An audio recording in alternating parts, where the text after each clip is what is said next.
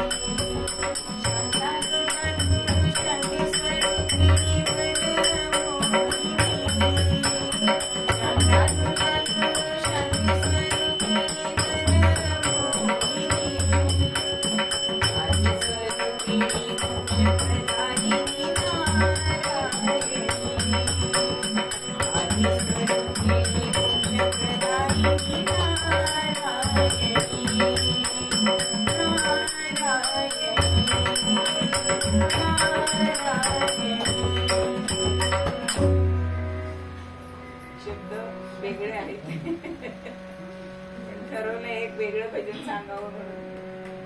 बघू आता किती येत आहेत माहिती नाही नवरात्रात.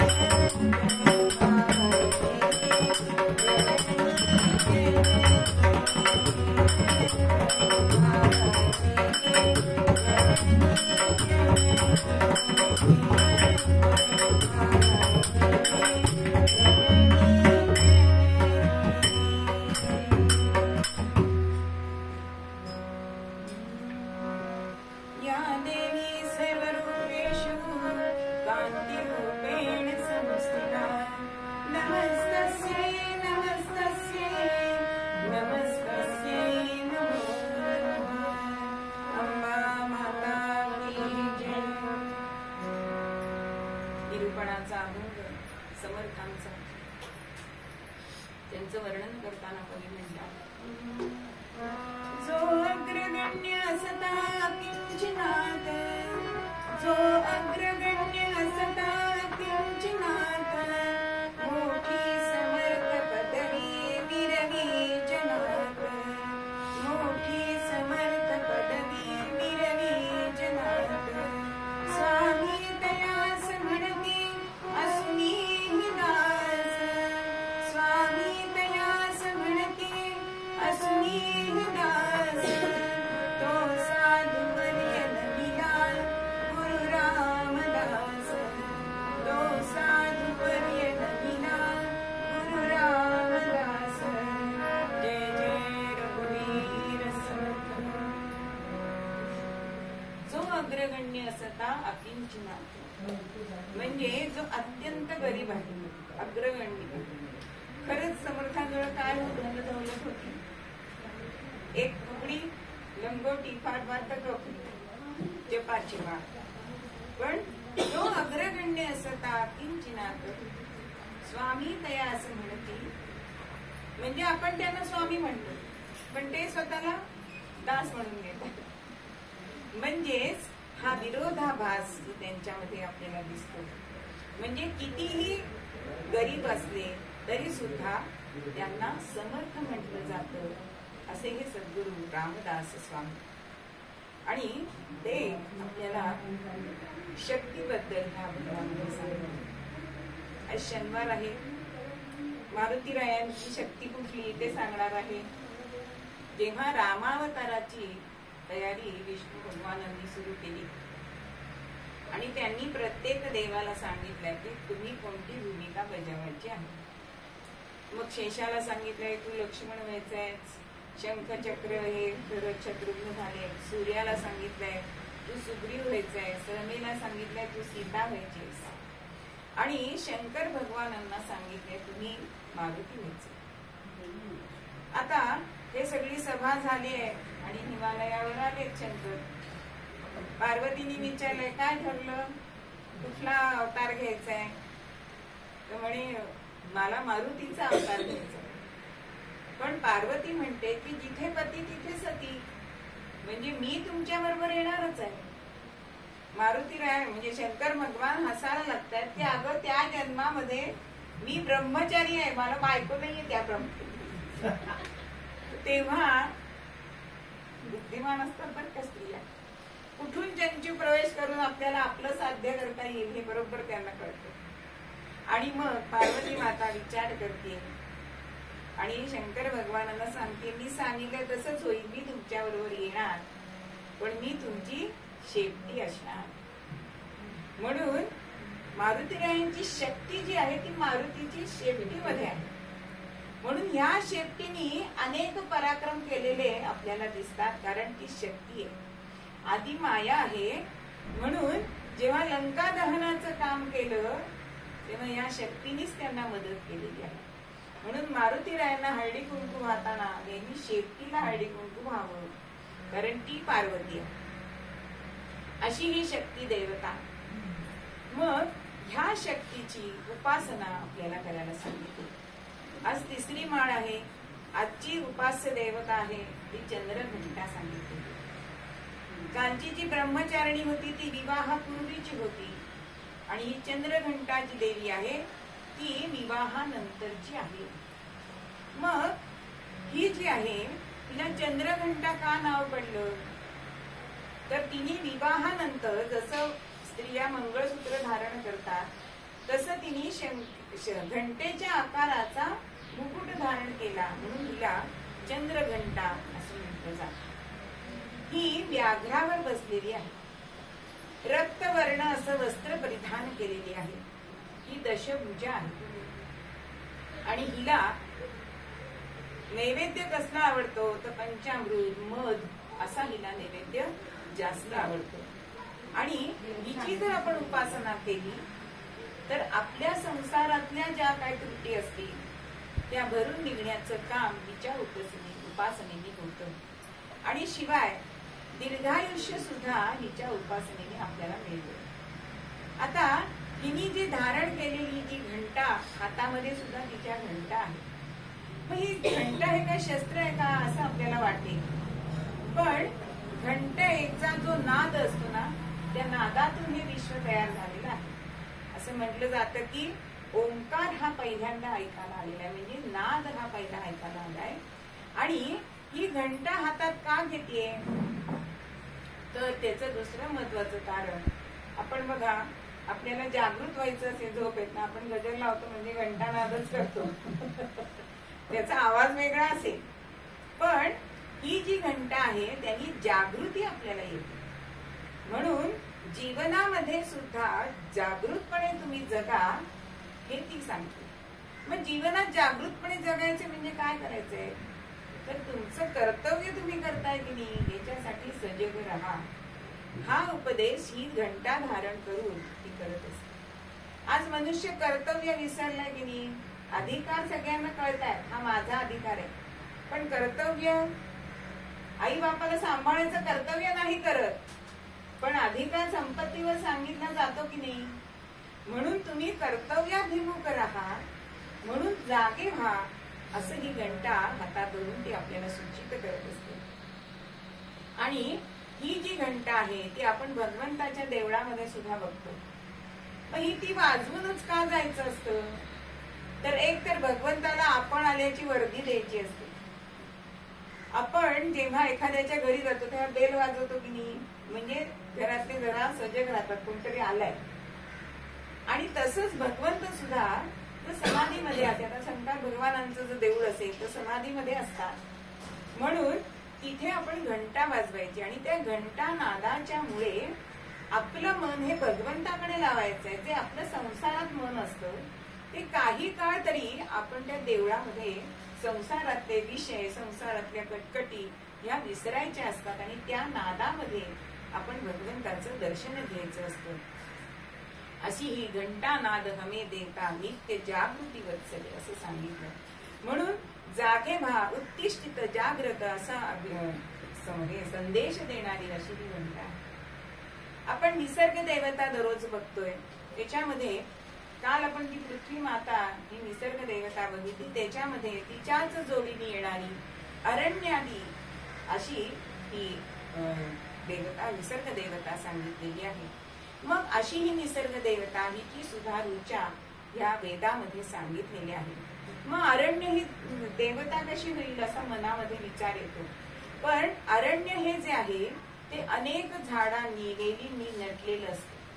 आज आपण कॉन्क्रीटचं जंगल लावलंय, पण ह्या अरण्यामध्ये गेल्यानंतर आपल्याला जो आल्हाद होतो तो आपल्याला इथे नाही होत. आणि शिवाय त्याच्यामध्ये एक विशेष अशी गोष्ट आहे ती म्हणजे न नांगरता अनेक वस्तू तुम्हाला तिथे मिळतात. म्हणजे अनेक प्रकारची फळं, अनेक प्रकारची पुष्प औषधी वगैरे अशा मिळतात. म्हणून ही अरण्यानी ही देवता सांगितलेली आहे. आज सुद्धा भीमाशंकरच्या जंगलामध्ये अनेक लोक का जातात तर तिथे जो आपल्या मनाला समाधान शांती मिळते. म्हणून फक्त ह्या देवतेला अग्नीचं भय सांगितलंय. म्हणून जर बनवे लागले तर ह्याचा मात्र ऱ्हास होतो. पण तरी सुद्धा अनेक गोष्टी देणारी अशी ही अरण्यानी देवता निसर्ग देवता सांगितलेली आहे. की अनेक पुष्पा प्रकारची अनेक वस्तू की ज्या ठिकाणी म्हणजे असं सांगितलं जातं की एखादं औषध म्हणजे समर्थांनी सांगितलं की कुलक्षण सोडा आणि सुलक्षण धरा. त्याच्यामध्ये असं सांगितलंय की माहिती नसेल तर फळ खाऊ नका असं सांगितलंय. तर एका गृहस्थानी एक वनस्पतीचं फळ खाल्लं आणि अख्खी कवडी बाहेर आली अहो.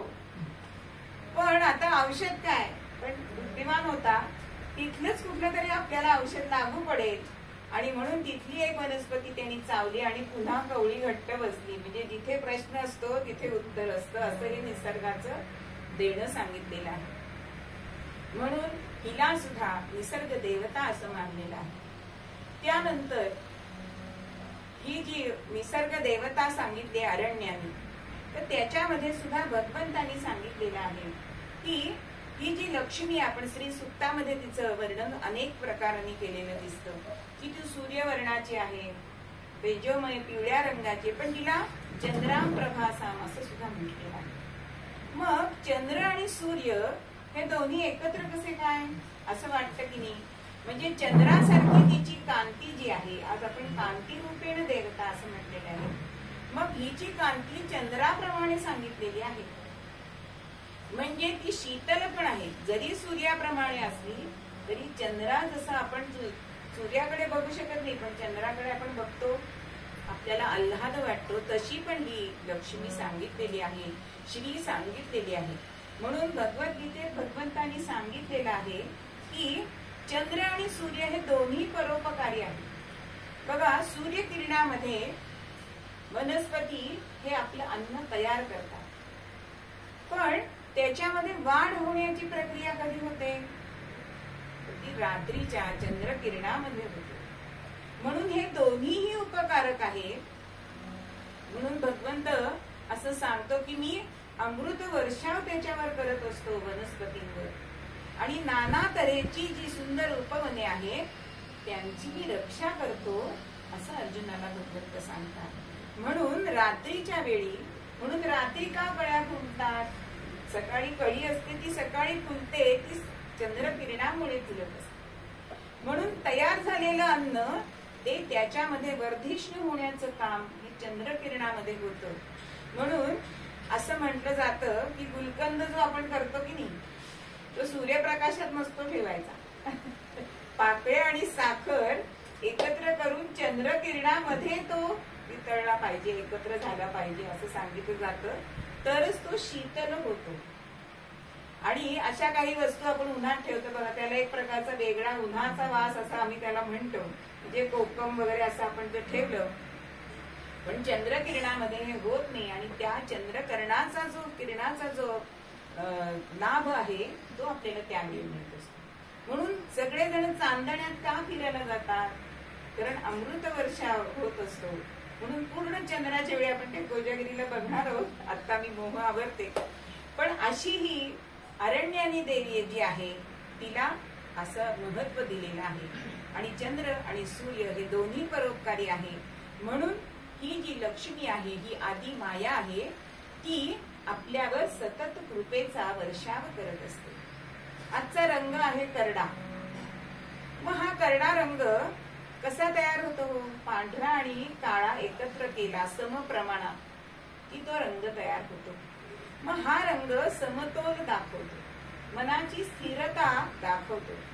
काही जण याला उदासवाना रंग म्हणतात, पण याच्यामध्ये जर आपण गडद छटा केली तर ती कपटीकडे जाऊ शकतो. आणि याच्याकडे जर आपण त्याच्यामध्ये पांढरा रंग जास्त मिसळला तर ही आध्यात्मिक सुद्धा वृत्ती आपल्याकडे येऊ शकते. आणि दुसरं असं त्याचं महत्व सांगितलं जातं की त्याला स्वतःचं अस्तित्व असं नाही, म्हणून तो दुसऱ्या रंगांची जोड घेतो. म्हणून आपण ग्रे कलरला कुठल्याही साडीला कुठलेही काठ छान दिसतात की नाही, म्हणजे जसं आपण म्हणतो की आत्री हे गोत्र सगळ्यांशी मैत्री करतं, तसा हा करडा रंग आहे. सगळ्या रंगांशी ह्याची मैत्री असते, दुजाभाव त्याच्याजवळ नसतो. असा हा करडा रंग सांगितलेला आहे. आज आपल्याला शेवटचं कडवं बघायचं आहे की अर्धनारी नटेश्वर. समर्थ शेवटच्या कडव्यामध्ये ह्याचं पूजन करा असं ते सांगतात. मग अर्धनारी नटेश्वर हे रूप भगवंतांनी का घेतलं असेल असा प्रश्न आपल्या मनामध्ये उभा राहतो. तर हे रूप शंकर भगवानांचा एक भृंगी नावाचा जो अतिशय असा निष्ठावंत भक्त होता, आणि त्याला फक्त शंकर भगवानांचीच भक्ती करायची असायची. कधीही तो कैलास पर्वतावर जरी गेले तरी आदिमायेला बाजूला करायचं किंवा तिच्याकडे बघायचं नाही, तिला वंदन करायचं नाही. अशी त्याची वृत्ती होती. आणि एक दिवस शंकर भगवानांच्या इथे हे भृंगी गेलेले आहेत आणि शंकर पार्वती जवळ बसलेले आहेत. आता त्यांना एकट्याला प्रदक्षिणा घालायची होती. आता हे कसं घडणार? तेव्हा ते आदिमायेला विनंती करतायत की मला यांना प्रदक्षिणा घालायची, आपण बाजूला व्हावे. पण माता म्हणते की मी यांचं अर्ध अंग आहे, मी नसेल तर ह्यांच्यात चैतन्य नाही. कारण शिव आणि शक्ती हे एकत्र आल्याशिवाय कुठलीही निर्मिती होऊ शकत नाही. पण हे भृंगीला पटेना. आणि म्हणून ह्या भृंगीनी काय करावं तर सर्पाचं रूप घेतलंय आणि दोघांच्या मधून येऊन ते शंकराला प्रदक्षिणा घालतात. पण आदिमाया इतकी ती एकत्र झाली की त्याला वाट मिळेना. आणि शंकर भगवान सुद्धा स्पर्श झाल्यानंतर जागृत झालेत समाधीतनं. आणि ते बघतायत की हा असं का वागतोय, आमच्यामध्ये दुजाभाव तो का करतोय. प्रकृती आणि पुरुष हे एकत्र आल्याशिवाय उपयोग नाही, हे याला समजायलाच पाहिजे. मग नाग रूपामध्ये सुद्धा आपल्याला प्रदक्षिणा घालता येत नाही, म्हणून असं लिहिलंय की उंदराचं रूप घेतलंय आणि दोघांना वेगळं. कारण उंदराचा विशेष काय, कुरतडणं, बाजूला करायला लागला. आणि तेव्हा मात्र ही आदिमाया ही रागवली आणि त्यांना शाप दिलेला आहे. काय शाप दिला असेल की तू माता आणि पिता ह्याच्यामध्ये फरक करतोयस, तर तुला मातेकडनं जे मिळालंय ते तुझं नष्ट होईल. म्हणजे भगवंतानी ही 2 लिंग का तयार केली? भगवंताला अशक्य काही नाहीये. कितीतरी प्राणी योनी अशा आहेत की एक लिंगी आहे. पण माता आणि पिता यांच्यापासून जो गर्भ तयार होतो तो जास्त श्रेष्ठ असतो. आणि म्हणून स्त्री आणि पुरुष असं भगवंतानी प्रत्येक ह्याच्यात नर मादी तयार केलेले. आणि असं तर मातेकडनं काय मिळतं तर रक्त आणि मांस मातेकडनं, म्हणजे देह मातेकडनं मिळतं. आणि पित्याकडनं गर्भाला काय मिळत असतं तर हाडं आणि स्नायू. आता मातेनी म्हणजे आदिमायेने त्यांना शाप दिलाय की मातेकडनं मिळालेलं तुझं नष्ट होईल. मग अर्थात त्यांच्याकडे रक्त मांस काही राहिलं नाही, हाडं आणि स्नायू राहिले. आणि मग शक्तिहीन झाले. शक्तिहीन झालेत आणि त्यांना उभं सुद्धा राहता येईना. असं म्हणून ते पडायला लागले. तेव्हा शंकर भगवानांचे अत्यंत प्रिय भक्त असणाऱ्यामुळे शंकरांकडे त्यांनी प्रार्थना केली की मला अजून एक पाय द्या. म्हणून त्यांना 3 पाय आहेत. तुम्ही जर त्यांचं चित्र गुगलवर बघितलं तर त्यांना 3 पाय आहेत. पण तरी सुद्धा त्यांना आपली चूक कळली आणि ते या दोघांनाही शरण गेले. आणि पार्वती माता वत्सलता ते गुण जो आहे मातेचा, आणि म्हणून ती त्यांना उशाप द्यायला लागली. तेव्हा ते शृंगी म्हणतात, भृंगी म्हणतात की माते हे जे माझं रूप आहे ते असंच राहू दे. का बरं? की माझ्या मनामध्ये जो विचार आला की तुमच्या दोघांमध्ये जो भेद आहे तो असा विचार करतील, त्यांना माझं हे रूप असंच दिसू दे, म्हणजे ते दोघांमध्ये भेद करणार नाही. म्हणून नटेश्वर, म्हणून भगवंतानी अर्धनारी नटेश्वर असं जे रूप घेतलंय ते ह्या भक्तासाठी घेतलेलं आहे. आणि पुढे त्याला गणांचा मुख्य सुद्धा केलेलं दिसतं. मग अर्धनारी नटेश्वर मध्ये डावा भाग हा स्त्रीचा सांगितलाय आणि उजवा भाग हा पुरुषाचा सांगितलेला. मग ह्या अर्धनारी नटेश्वरामध्ये हे भगवंतानी जे रूप घेतलंय ते स्त्री आणि पुरुष यांच्यामध्ये उच्च नीच नाहीये, कोणी समानता आहे. आज आपल्याला समाजामध्ये काय दिसतं? पुरुष श्रेष्ठ, पुरुष प्रधान संस्कृती आपल्याकडे दिसते. पण असं नाहीये. स्त्री आणि पुरुष हे सारखेच आहेत, समान आहेत असं सांगितलं जातं. आणि ह्याच्यामध्ये ह्यांचं पूजन करणं म्हणजे नक्की काय करायचंय? अर्धनारी नटेश्वराचं पूजन करणं म्हणजेच पुरुषामध्ये जे गुण असतात, कुठले असतात पुरुषामध्ये गुण? विवेक असतो, पराक्रम असतो, कर्तृत्व असतं, असे अनेक गुण हे पुरुषामध्ये असतात. आणि स्त्रीमध्ये कोणते गुण असतात? तर वात्सल्य असतं, ममता असते, करुणा असते, सहनशीलता असते, असे अनेक गुण स्त्री रूपामध्ये असतात. मग पुरुष जेव्हा स्त्रीचे जे चांगले गुण आहेत घेतो, म्हणजे आता त्यांनी जर करुणा घेतली, वात्सल्य घेतलं, तर तो पुरुष कवी मनाचा होतो बघा. त्याला कविता स्फुरायला लागतात. म्हणजे मनाने जर हळवा झाला, हळवा झाल्याशिवाय कवित्व येत नाही. म्हणून हे जे गुण आहे ते पुरुषांनी घ्यायचे. आणि स्त्रीनी पुरुषाचं कर्तृत्व घ्यावं, पराक्रम घ्यावा. मग हे असे गुण घेतलेले अशी काही उदाहरणं आहेत का आपल्याकडे? का आहेत. पुरुषाचं पौरुषत्व घेतलेली आमची रणरागिणी, झाशीची राणी होती ना, किंवा सावित्री होती, की जी धडाडीने यमापर्यंत जाऊन आपला पती मिळवून आणला. हा पराक्रमच आहे तिचा. म्हणजे स्त्रीमध्ये हे गुण, हे पुरुषत्वाचे जे आहे ते येणं, आणि पुरुषाला स्त्रीचे गुण येणं, म्हणजेच तो वात्सल्य मूर्त गुण किंवा त्याची लज्जा, भय, हे जे गुण आहेत त्याच्यामध्ये पण आले पाहिजे. मग आता लज्जा यायला पाहिजे कशाला? अहो, जे आपण कर्म करतो ते निंद्य असेल तर त्याची लज्जा वाटली पाहिजे. म्हणून लज्जा हा भाग हा स्त्रीकडे जे असतो तो पुरुषाकडे सुद्धा आला पाहिजे, कारण तो व्यवहारामध्ये जास्त वावरत असतो. म्हणून स्त्रीचे चांगले गुण आणि पुरुषाचे चांगले गुण हे जर एकत्र आले तर एक चांगला समाज तुम्ही घडवू शकता. आणि त्यातूनच समाजाभिमुख अशी प्रजा, पुढची प्रजा तुम्ही घडवू शकता. म्हणून माता पण पाहिजे आणि पिता पण पाहिजे. आणि हे दाखवण्यासाठी भगवंतानी अर्धनारी नटेश्वर हे रूप आपल्याला घेतलेलं दिसतं. मग असं हे अर्धनारी नटेश्वराचं रूप बघणं तोची खरा तत्वज्ञानी सांगितलं. आपल्या पहिल्या कडव्यामध्ये ज्ञानी पुरुषाची समर्थ व्याख्या सांगतात की स्वरूप आणि रूप ह्यांच्यामध्ये त्या दोघांनाही जो जाणतो तो ज्ञानी आहे, आणि ह्या जो आहे तो तत्वज्ञानी आहे. म्हणून असा हा जो भक्त आहे तो तत्वज्ञानी आहे. आणि अशा पुरुषांनी जर अर्धनारी नटेश्वराचं पूजन केलं आणि त्याचे जे गुण आहेत ते त्यांच्या गुणांची बेरीज करणं, म्हणजेच आपलं जीवन हे चांगलं फलद्रूप करणं आणि पुढच्या पिढीला घडवणं हे आहे.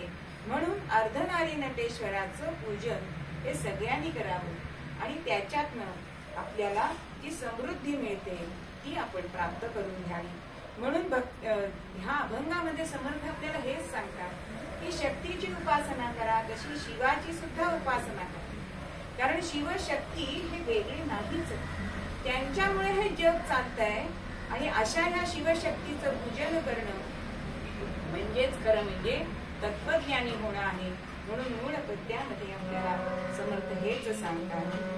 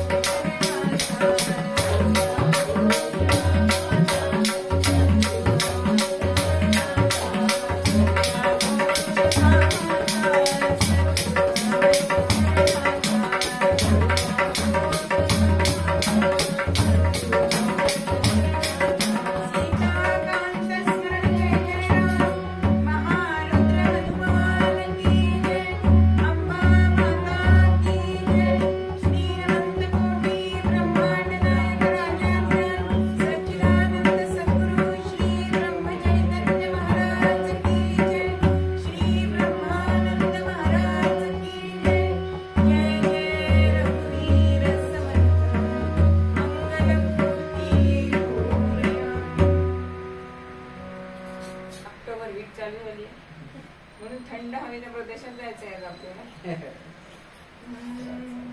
हिमालयामध्ये जायचंय आणि हिमालयामध्ये दवंडी पिटली जाते. नंदी आणि शृंगी हे शिवगड जे आहेत. ऐका हो ऐका, ऐका हो ऐका, ऐका हो ऐका, या कैलास पर्वतावर कोणीही सारीपाट आणि मदिरापान करायचं नाहीये हो, असा आदेश शंकर भगवानांचा आहे. अशी दवंडी मोठी पिटली आहे. आणि हा नंदी म्हणतोय, अहो सामान्यांना सांगणं सोपं आहे, पण जर मोठे तसं वागत असतील, अहो सारीपाट खेळणं हा अत्यंत आवडीचा खेळ शंकर भगवानांचा, आणि मदिरापान पण त्याच्याबरोबर, हे कोण मोठ्यांना सांगणार असा विचार मनामध्ये येतोय. पण आदेश झाल्याप्रमाणे दवंडी पिटलेली आहे. आणि पार्वतीला अत्यंत अभिमान झालाय की आमचं जोडपं हे आदर्श जोडपं आहे. आम्ही कसे एकमेकांशी खेळतो, अनुरक्त होतो, आमच्यामध्ये असं काही बनाव बेबनाव नाही. आणि इतक्यामध्ये नारदांची स्वारी येते वैकुंठातून. अहो जिथे अहंकार आला की भगवंताच्या मदतीला आमचे हे येतातच. त्यांना म्हणतात कळीचा नारद, पण ते कळकळीचे आहेत. आणि भगवंताचं नामस्मरण करत येत आहे. रमा रमण श्री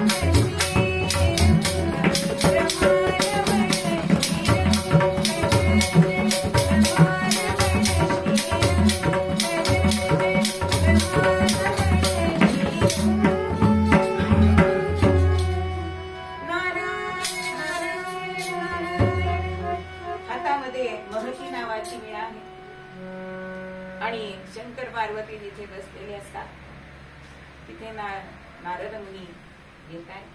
अहो त्रिभुवनामध्ये जायचं स्वातंत्र्य त्यांना आहे. आणि त्यांची पाद्यपूजा वगैरे ही पार्वती करते. आणि आज नारद मुनी ठरवून आले, अगं पार्वती तुला काय सांगू, वैकुंठातलं काय वैभव. अगं नारायण आणि लक्ष्मी, नारायण आणि लक्ष्मीचा जोडा अगदी आदर्श जोडा आहे. इथे मत्सर जागा झालेला आहे. काय म्हणता? अहो तुम्ही बघितलं का त्यांच्याकडे एकदा तरी? बघा तो लक्ष्मी नारायण असा शेषावर पडलेला असतो आणि ती पायाशी ठेवली तिला. याला का म्हणायचं चांगली जोडी? अहो ही हृदय स्वामिनी हृदयात हवी ना. पण आम्ही बघा असं आमचं जोडपं कसं चांगलं आहे. बघा आम्ही दोघं संवाद साधतो. बघा आता शंकर पार्वती यांच्यामध्ये जास्त संवाद कुठल्याही कथेमध्ये आपण बघितलं त्यांच्यात आहे का असा संवाद. हा सारखा भक्तांकडे जात असतो आणि ही त्याच्या मागे जात असते. याला काही आदर्श जोडपं म्हणावं. बघा आम्ही एकमेकांशी साडीपाठ खेळतो ते सुद्धा मनोरंजनासाठी. त्याच्यामध्ये आम्हाला काहीही लाभ नको असतो पण मनोरंजन सुद्धा आवश्यक आहे ना मनाला. आणि हेच सूत्र नारदांनी पकडलंय आणि म्हणताय मग आता तुम्ही हा सारीपाठ खेळायला सुरुवात करा. कारण हे शिवशक्ती कायम सारीपाठ खेळत असतात. शिवशक्तीचा अतीतटीचा खेळ चालला भुवनपती. शिवशक्तीचा अतीतटीचा खेळ चालला भुवनपती. त्रिगुणाचे हे तीन समासे, त्रिगुणाचे हे तीन समासे. जरा जरा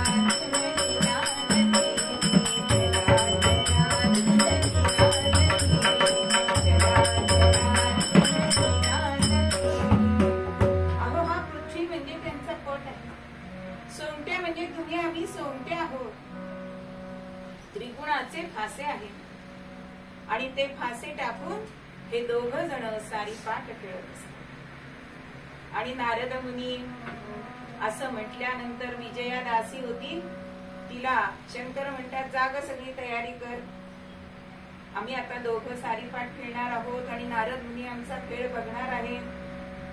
झालं, विजया दासीनी तो पट मांडलाय आणि आता चल हृदयेश्वरी, चला जाऊ आपण तिथे खेळायला जाऊया असं शंकर भगवान पार्वतीचा हात धरतायत आणि ती तयारी केली होती त्या मंचकावरती तिला नेलं. आता नारद मुनी पुढे येत आहेत, नारायण नारायण. अहो पणा वाचून खेळ कसा चांगला होईल, काहीतरी पण ठेवायला पाहिजे ना, तर हरणार जिंकणार तर त्याच्यात मजा आहे. आणि मग झालं, पौर्णिमेचे चांदणी पौर्णिमेचे चांदणी खेळ खेळू गवतीचे खेळ खेळू गवतीचे हातात सरणी नामस्मरणी हातात सरणी नामस्मरणी रंगवणी कौसेची प्रणावाची शोभानचे प्रणावाची शोभानचे. अहो पणा वाचून शोभा येणार का, काहीतरी ठरवा तर मला बघायला सुद्धा मजा येईल. आणि मग ठरलं, पार्वती मातेने आपले सगळे दागिने लावलेत पणाला, अगदो बिंदी कमरपट्टे बाजूबंद गोट पाटल्या बांगड्या वाकी अगदी पायातल्या साखळ्यापर्यंत रत्नहार मांडलेत, सगळं असं दाग दागिने मांडून ठेवले. आता शंकर भगवानांनी काय मांडलं हो, अहो भस्माचे गोळे ठेवले, डमरू ठेवलाय, त्रिशूळ ठेवलाय, नरनुंड माळा ठेवलेल्या आहेत, असं सगळं पणाला लावलेलं आहे.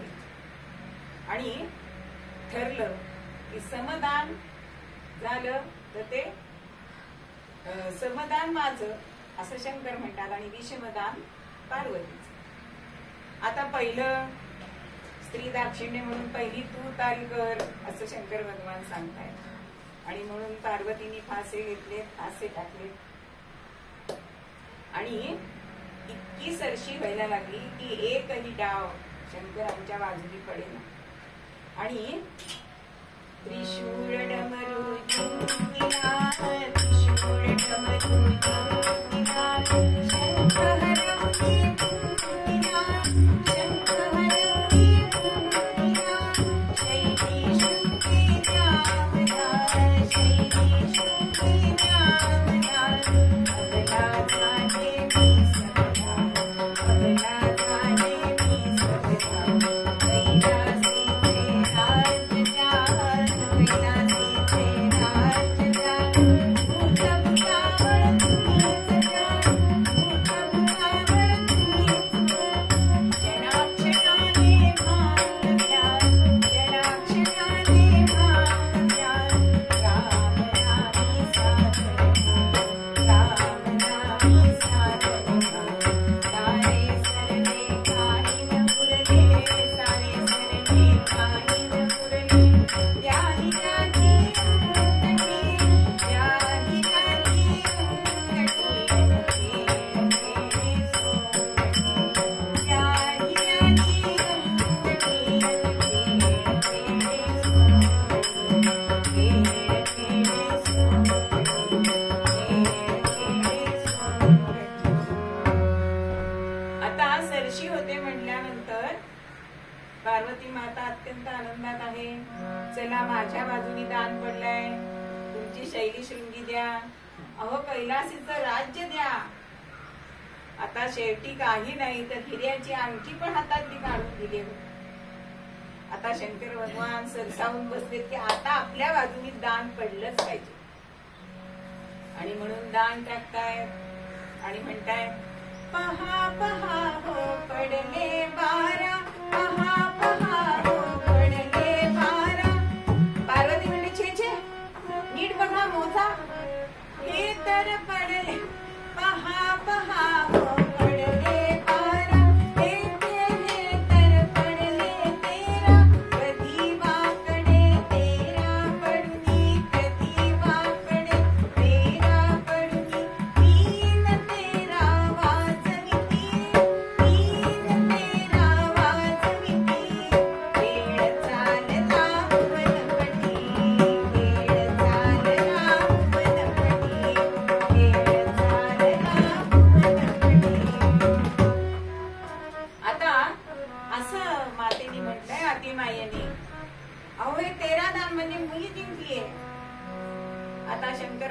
मी हरलो तू जिंकली, बस आता इथे थांबायला पाहिजे ना खरं. पण नाही, मनामध्ये सवती मत्सर होता आणि ती म्हणतीये अजून एक गोष्ट तुमच्याकडे आहे पणाला लावायला. शंकर म्हणतात माझ्याकडे कुठलीच गोष्ट नाही, आता सगळं तुला देऊन टाकलंय, किसे रिकामे. अहो ती तुमच्या डोक्यावर बसते ती गंगा, तिला पणाला लावा. असं म्हटल्यानंतर मात्र शंकर म्हणतात ती मी समाज उपयोग असेल म्हणून मी तिला धारण केली. तर ती म्हणते तुम्ही मला एकांतात सांगितलं होतं तिला तुझी दासी करीन. शंकर म्हणतात मी असं कधीही म्हटलेलं नाही आणि मी तिला पणाला लावणार नाही. असं झालंय आणि तू मैमय चाललेला आहे. ही म्हणते पणाला लावा, ते म्हणतात पणाला लावणार नाही. आणि इतके शंकर भगवान क्रोधायमान झाले आणि म्हणतायत अगं खरंच तू पर्वत नंदिनी आहेस ना, मूर्तिमंत मद मत्सर. तुझ्या अंतरामध्ये तो विकार मला जाणवतोय. पाषाण हृदय आहेस. एका स्त्रीबद्दल तुला असं वाटतं, ही भावना तुझ्या मनात आहे. आणि तिला असं पाषाण हृदय म्हणताय आणि क्रोधायमान होऊन निघून गेले शंकर. ते गोमंतक वनामध्ये आलेले. आता जी विजया दासी तिच्या मागे उभी होती, कारण जिंकलेले घ्यायला कोणीतरी पाहिजे ना. जसं आहेर दिले की घ्यायला कोणतरी मागे उभं असतं, तसं त्या वस्तू सगळ्या घ्यायला विजया दासी उभी होती. तिला पण ह्या पार्वती मातेचं हे वागणं आवडलेलं नाही.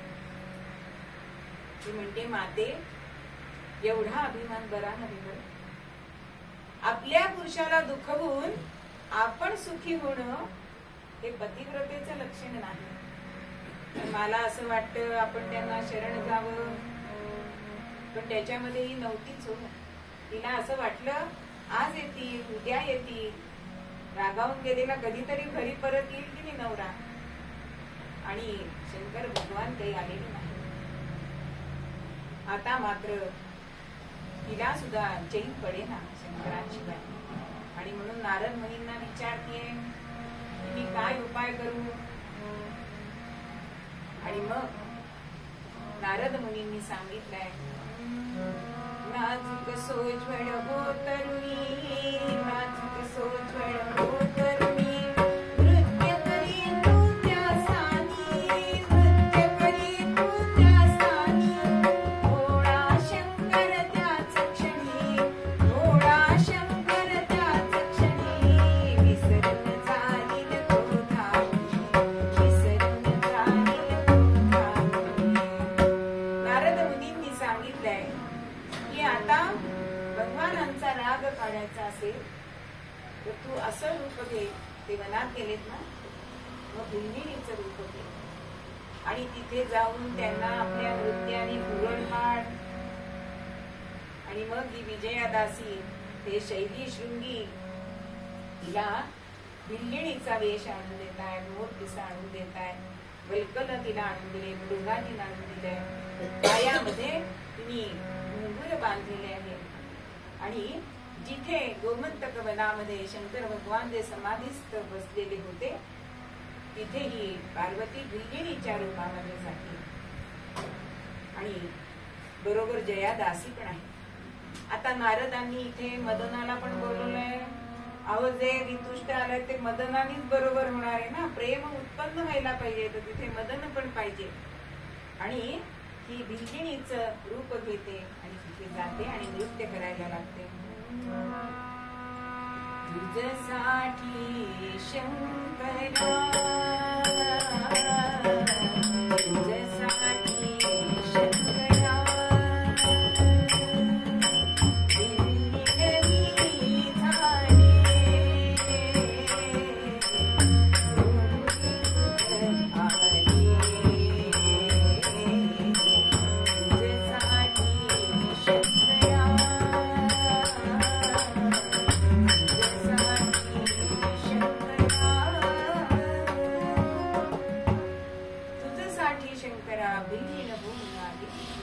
शोधित तुझं आहे.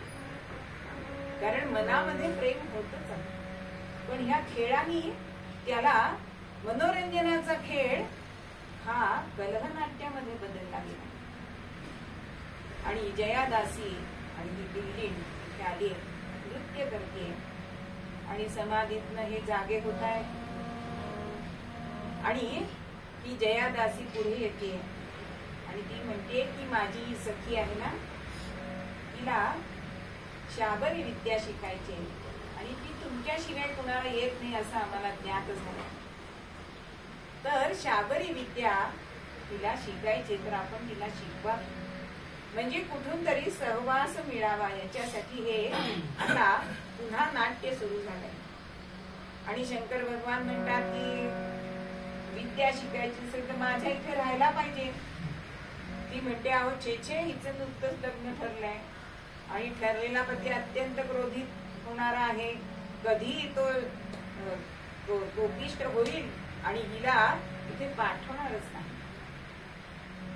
आता मदनानी बाण सोडलेला आहे आणि शंकर भगवानांना असं वाटतंय की हिचा हात धरावा आणि शाबरी विद्या देण्याचं काम सुरू झालं. आणि एक दिवस त्या बिल्लिणीचा हात भगवान शंकरांनी धरलाय आणि मात्र तो हात धरलाय आणि ती बिल्लिण दुसरी तिसरी कोणी नसून माझी पार्वतीच आहे ते स्पर्शाने कळल्यावर. म्हणून स्पर्श हे इंद्रिय अत्यंत महत्वाचं आहे. आणि ज्या अर्थी मला हिचा हात धरावा असा वाटतोय म्हणजे ही माझी पार्वती आहे खचित, आणि म्हणून तिथे ती प्रकट झाली. आणि भगवान शंकर आणि पार्वती मध्ये जे कलह नाट्य झालेलं होतं ते कलह नाट्य मिटलंय. आता इथे नारद मुनी होतेच, म्हणून नारद म्हणतात तेव्हा नवरा बायको पडू नये ना ते असं. अहो तुम्ही दोघं एक झालात म्हणजे आमचं उगाच का नाव कानफट्या. तेव्हा नारदांना भगवान शंकर म्हणतात की अहो तुमचा जो भक्तिभाव आहे ना तो भक्तिभाव महत्वाचा आहे. आणि असा जो भक्तिभाव आहे तो आमच्या दोघांमध्ये सुद्धा आहे आणि तो तुमच्यामुळे आम्हाला परत दिसून आला. काहीतरी कारण धरल्याशिवाय, कारण घडल्याशिवाय एकमेकांचं प्रेम एकमेकांना कळत नाही, तसं हे झालंय.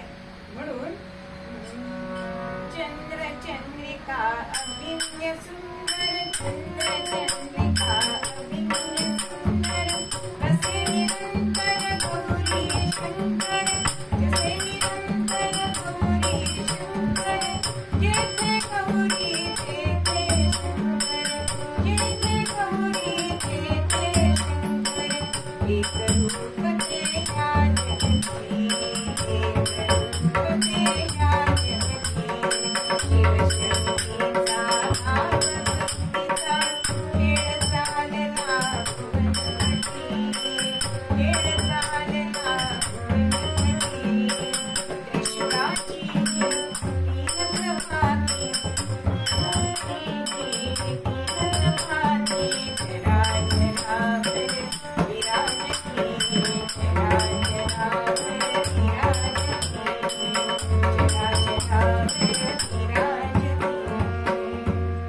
म्हणून शंकर आणि पार्वती हे एकरूपच आहे.